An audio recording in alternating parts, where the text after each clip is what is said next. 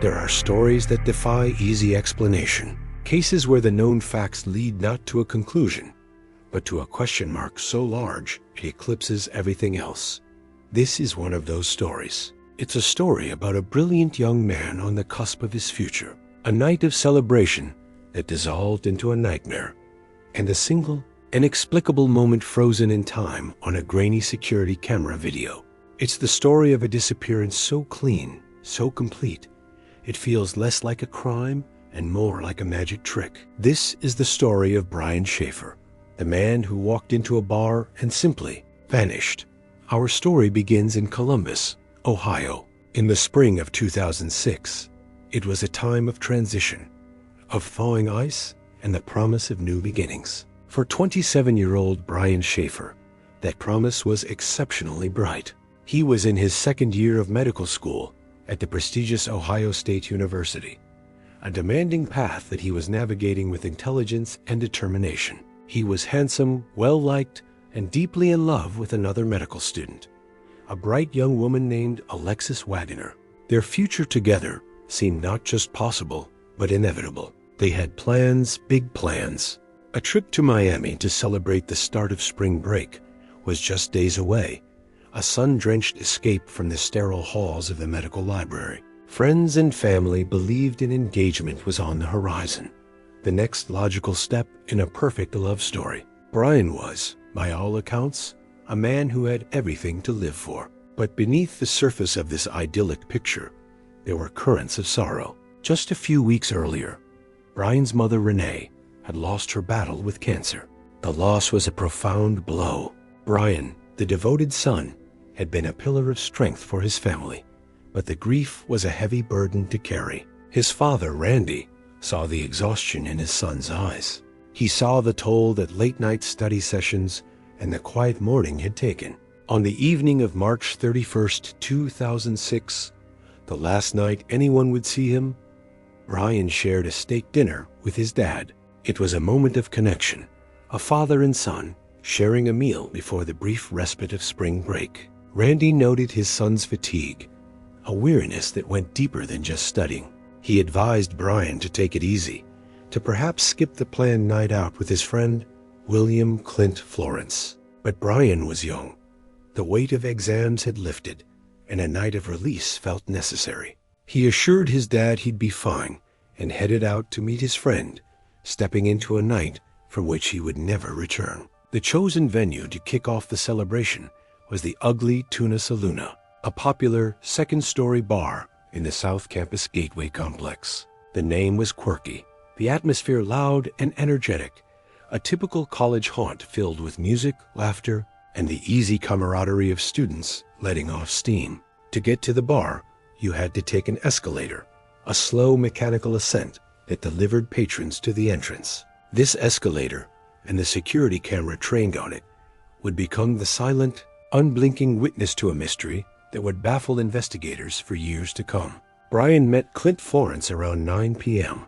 The plan was simple: a few drinks, a tour of other local bars, and a final return to the Ugly Tuna to cap off the night. It was a well-worn ritual for countless students in Columbus. That night, Brian Shaffer was just one of the crowd, another face in a sea of youthful exuberance, unaware that he was walking toward an invisible line, a point of no return. The night was young, the city was alive, and for a few hours, the weight of grief and the pressure of medical school could be held at bay. As the night deepened, the two friends moved through the city's veins, a string of bars marking their path. According to Clint Florence, they established a rhythm. One shot of hard liquor at each stop. It was a night fueled by alcohol and the kinetic energy of a city after dark. They were celebrating freedom, a week-long reprieve from the crushing demands of their future profession. Sometime after midnight, their duo became a trio. They met up with Meredith Reed, a friend of Clint's, who joined them for the final leg of their journey. It was Meredith who drove them back to where the night began, back to the Ugly Tuna Saloona for a last round of drinks before closing time. The circle was closing. At approximately 1:15 a.m., the security camera at the top of the escalator dutifully recorded their return. Brian, Clint, and Meredith ascended into the bar, rejoining the thrum of the late-night crowd. The camera, a passive observer, captured the mundane moment, unaware of its future significance. Inside, the music was loud, the conversations a chaotic symphony. It was an environment where you could easily lose track of someone, a place where a person could blend into the background, momentarily lost in the press of bodies. And somewhere within that noisy, crowded space, Brian Shaffer began to drift away from his friends. The clock was ticking relentlessly toward 2 a.m., the mandatory closing time for bars in Columbus. Inside the Ugly Tuna Saloona, the lights were about to come up, signaling the end of the night's revelries. It was in these final moments that the first threads of the mystery began to be woven. Brian had separated from Clint and Meredith. According to his friends, this wasn't immediately alarming. In a crowded bar, people wander. They go to the restroom. They talk to other people. They step outside for a breath of air. But the final concrete sighting of Brian Shaffer is a moment preserved forever on that same security camera. At approximately 1:55 a.m., the footage shows Brian just outside the entrance of the bar. He is seen chatting casually with two young women. It's a brief, unremarkable interaction. He says his goodbyes to them and then turns, moving back toward the entrance of the bar, just off camera.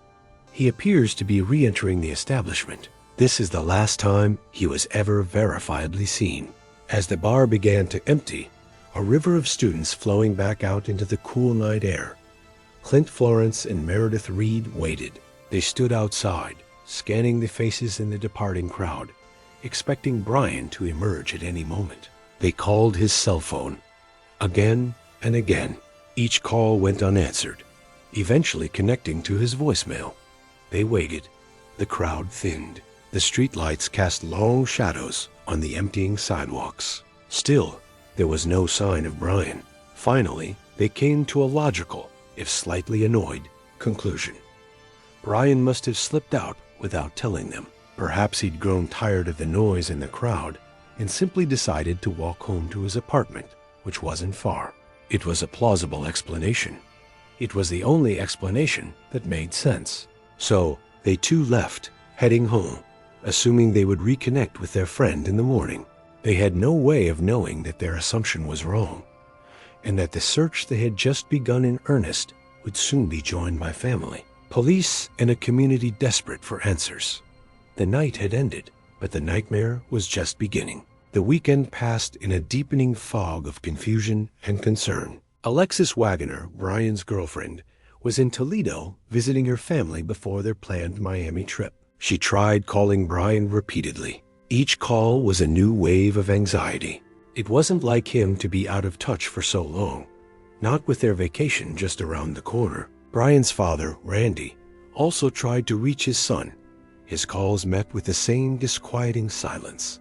The hours stretched into days. By Monday morning, April 3rd, the anxiety had bloomed into full-blown panic. Brian, the diligent, responsible medical student, missed his flight to Miami. This was the definitive red flag, an action so out of character that it could not be ignored or explained away. The time for assumptions was over. Brian Shaffer was officially reported as a missing person. The Columbus Police Department was now involved, and what started as a simple case of a student who failed to come home after a night out would quickly evolve into one of the most perplexing mysteries the city had ever seen. The search for Brian Shaffer had begun. The initial focus of the police investigation was, naturally, the Ugly Tuna Saloona. It was the last place Brian was known to be. The single most crucial piece of evidence was the security camera footage from the escalator entrance. Investigators watched the tape with painstaking attention to detail, their eyes tracing the movements of every person who entered and exited the bar that night. The footage confirmed the timeline provided by Clint and Meredith. It showed the three friends arriving at 1:15 a.m. It showed Brian outside, talking to the two women at 1:55 a.m., and then turning back toward the bar. And then it showed nothing. The police meticulously reviewed the rest of the recording, accounting for every single person seen entering the bar that night. They watched as each patron, one by one, eventually left. Every person who went up that escalator was seen coming back down. Every person, that is, except for one. Brian Shaffer was seen entering, but he was never seen leaving. It was a digital ghost, a man who had seemingly evaporated into thin air. This central, impossible fact, a man enters a building but never exits, forced investigators to consider every possibility, no matter how remote. The Ugly Tuna Saloona was located on the second floor of the South Campus Gateway complex. The primary public entrance and exit was the escalator, which was under constant surveillance. Was there another way out? Police scoured the building's layout. They discovered a service exit, a back door not intended for public use. This door opened into a hallway that, at the time in 2006, led to a chaotic and messy construction site. The area was a maze of unfinished walls, debris, and potential hazards. Could Brian, perhaps in an intoxicated state, have stumbled through this service door and gotten lost or injured in the construction zone? It was a plausible theory. It offered a potential escape route, a way he could have bypassed the main camera. But an extensive search of the construction site, a painstaking process involving search teams and dogs, yielded absolutely nothing. There was no sign of Brian, no trace of blood, no piece of clothing, no indication that he had ever been there. The service door led not to an answer, but to another dead end. The search expanded outward from the bar in concentric circles of desperation. Police officers, aided by search dogs, combed the surrounding neighborhood. They peered into dumpsters, searched alleyways, and knocked on doors, showing Brian's picture to residents, asking the same question over and over. Have you seen this man? The city of Columbus even granted them the grim permission to search the sewer system, a dark subterranean world of tunnels beneath the city streets. Every lead was pursued, every possible location searched, but the result was always the same: nothing. Brian's apartment was exactly as he had left it. His car was still parked in its usual spot. It was as if he had stepped out of his life for a night of fun and then simply ceased to exist. His digital footprint also went cold. His cell phone and credit cards were never used again. There was just a single tantalizing and ultimately frustrating clue. For a short time after his disappearance, calls to Brian's cell phone would ring before going to voicemail. This gave his family a sliver of hope that the phone was still on, that he was still out there. One night, his girlfriend Alexis heard it ring 3 times in a row, a strange anomaly in the pattern of calls going straight to voicemail. A subsequent ping from the phone was traced to a cell tower in Hilliard, a suburb about 14 miles northwest of Columbus. But it was a fleeting signal, a ghost in the machine. It led to a search of the area, but like every other search, it turned up no new evidence. The phone was never found. As the days turned into weeks with no sign of Brian, the investigation turned from a search for a missing person to a more focused criminal inquiry. Detectives began to scrutinize the people Brian was with on that final night. Meredith Reed, who had joined the group late, was questioned and, according to police, passed a polygraph test. She was cooperative and provided what little information she had. The focus then shifted to Clint Florence, a friend who had been with Brian from the beginning of the night. His behavior after the disappearance raised questions. While he initially spoke with police, he later declined to take a polygraph test, hiring a lawyer instead. This refusal, while his legal right, cast a shadow of suspicion. Why wouldn't he take the test to clear his name and help find his friend? Friends of Brian and the Shaffer family grew frustrated with what they perceived as a lack of cooperation.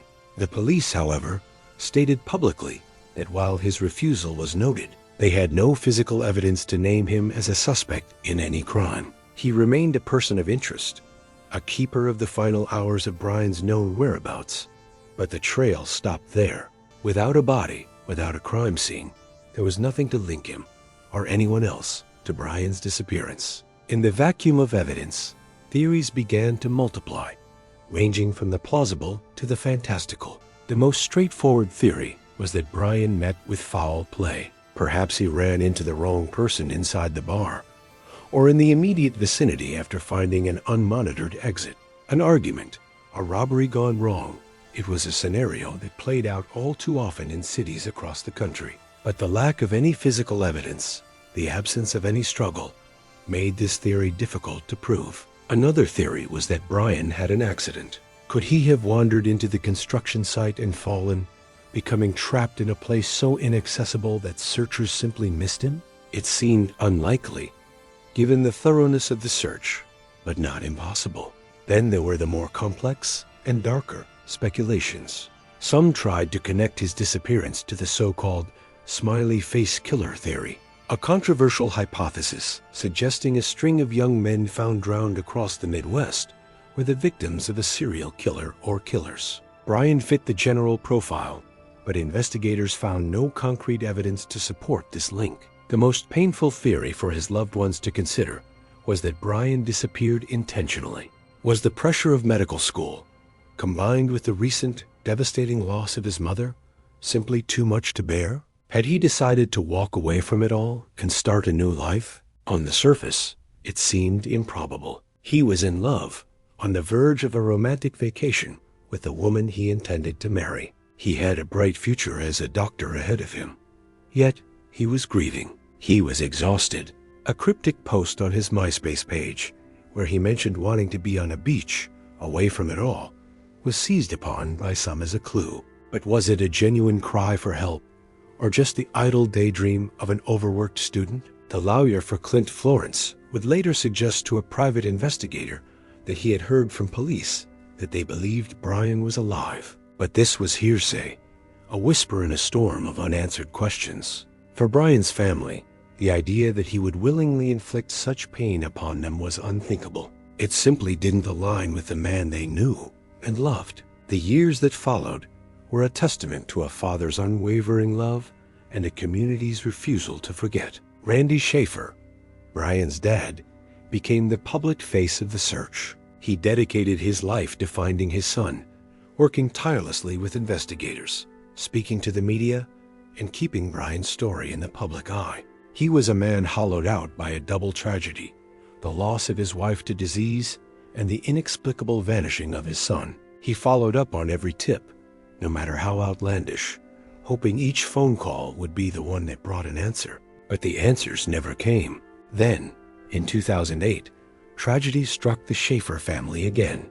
During a severe windstorm, Randy was outside clearing debris in his yard when a branch fell from a tree, killing him instantly. It was a cruel, random act of nature that brought a tragic end to a father's quest. The search for Brian was now left to his brother, Derek, and a legion of online sleuths and true crime enthusiasts who had become captivated by the case. The disappearance of Brian Shaffer occurred just as the digital age was truly taking hold. It has been called one of the first great mysteries of the social media era. In the years since he vanished, online communities have dissected every detail of the case.